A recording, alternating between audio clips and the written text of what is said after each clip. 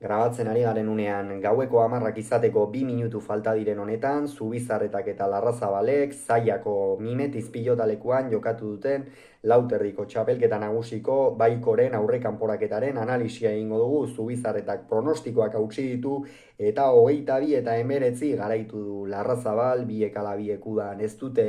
torneori jokatu. Larrazabalek egia da bi partida jokatu zituela, eta San Mateoetan ere sartu zuten, baina bi partida jokatu zituen kasu honetan Mastersean. Zubizar eta berriz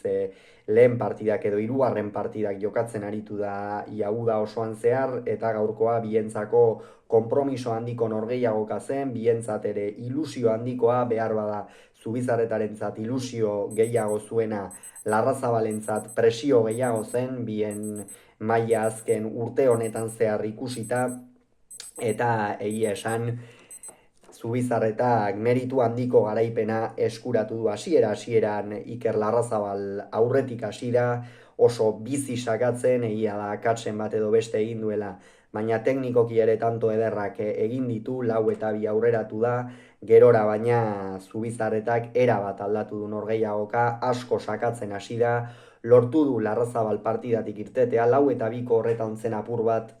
tantoan utxe egin duenean, sakea, eraman beharreko sake hori utxe egin duenean Zubizarretak hor mentalki apur bat eutsi egin behar zion norgehiagokari, eutsi egin dio eta ez eutsi bakarrik. Gainera, partida erabat aldatu du eta 12 eta 5 ipini da aurretik Ataungo aurrelaria,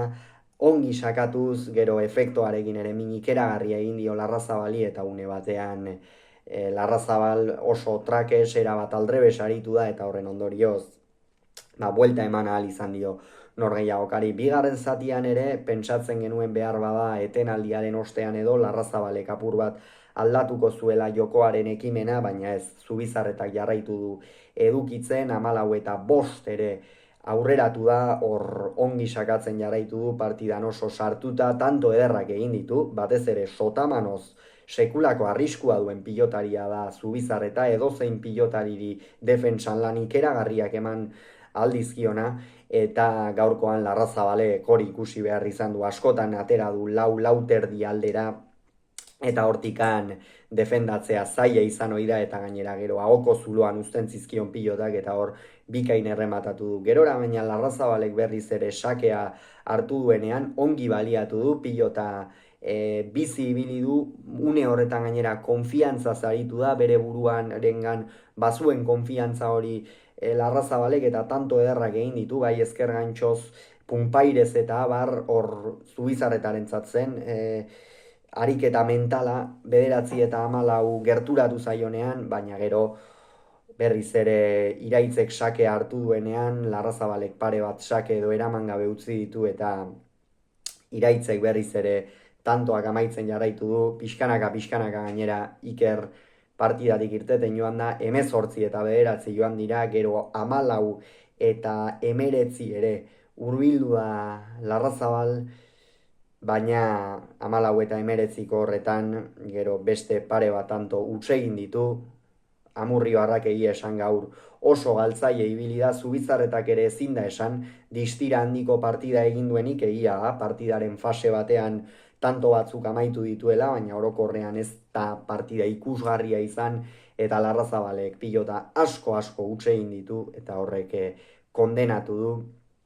19 eta 21 ere hurbildu da, hor Iraitzek majo sufritu du, egia esan 14 eta 21 atzetik zetorren Larrazabal, baina 5 tantu jarraian egin ditu, Zubizar eta kinka larrian zebilen, baina azkeneko tanto horretan Larrazabalek ez du asmatu, eta ondorioz Iraitz Zubizar eta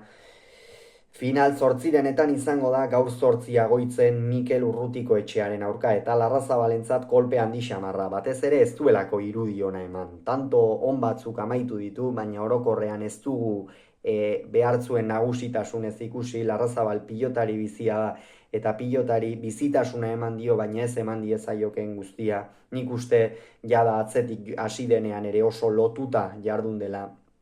eta kolpe gogorra benetan Amurrioarrarentzat, gauzak politak egiteko esperantza izango zuelako aurtengo lauterdikoan, baina oraindik ere 22 urte besterik ez ditu, eta ikusiko dugu ea urrengo urteetan goraka datorren pilotaria da zalantzari gabe, baina oraindik ere beste pauso bat falta zaio goi mailan kontsolidatzeko. Zubizarreta beraz lauterdiko txapelketan arituko da, Larrazabalek oker handirik ezean eta espero dugu ez egotea txapelketatik kanpo geratu da, beseriakoa ere ez du jokatuko, eta beraz, urain binakakoa prestatzen buru belarri jardun beharko du Amurrioarrak. Hauxe beraz esan beharrekoa, hurrengoa, gehien gehiago izango zuen bitartean izan agur.